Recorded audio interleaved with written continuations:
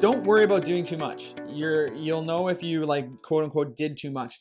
All this stuff is temporary, right? People will talk about, oh, I had a major setback and it set me spiraling out of control. I don't believe that to be true. I believe that when people have these major setbacks, it's they have something that they did where it increased their symptoms slightly. And then when their symptoms increased slightly, then they started worrying about it. And the worry and anxiety kept them up at night. And then the fact that they were up at night, they felt crappy the next day. And then it just spirals out of control into this, this major setback that lasts months and months and months. If you know right now that any increase in symptoms you experience with anything is very temporary, okay? You might feel crappy for an hour or 2 hours, or maybe the next day you feel a little bit off, but then it'll go away. If you know that, then you don't have to be worried and you won't have this downward spiral. You know what we do with our patients? The very first visit, actually the second visit, we put them on a treadmill and we ramp them up. These people are always terrified of this because they haven't exercised in 6 months by the time they see us. But guess what? We're putting you on the treadmill whether you like it or not, and you're going to go up.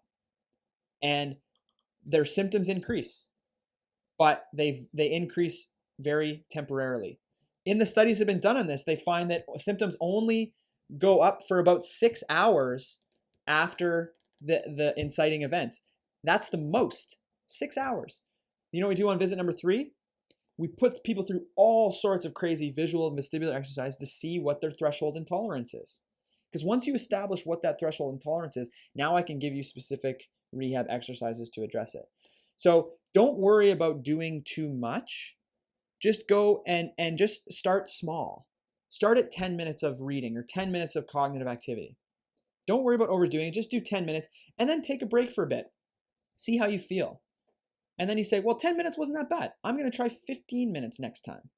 And you keep doing that and gradually build up, right? So for example, like Mia's cashew allergy, I'm not going to give her a full cashew and try to see if that's too much, right? We're going to start at the 0.5 milligram dose and we're going to build up over time. So don't worry about what's too much. Another thing to note maybe is that doing too much isn't going to damage you in right. any way. And that's what I'm saying, yeah. With Mia's allergy, like it could be really bad. It could be, yeah. So that's still doing it, yeah, exactly. So in that case, like in with concussion, yeah, there's no you're not going to do any damage really. You're going to maybe feel crappy for a little bit. So you're not damaging anything. You're not setting yourself back. It's not like doing too much cognitive activity is going to go in there and start, unplugging wires in your brain and, all of a sudden give you another brain injury. It's just not how the brain works. The brain works on neuroplasticity. It responds to the stresses that you put on it. And it actually rewires in ways that you challenge. And by pulling back and doing nothing, you're actually damaging and removing some of those connections. So don't be afraid to do too much. But also, I would say, just start, if you're worried about it, start small chunks, right? Don't eat the full cashew. Take the 0.5 milligram dose.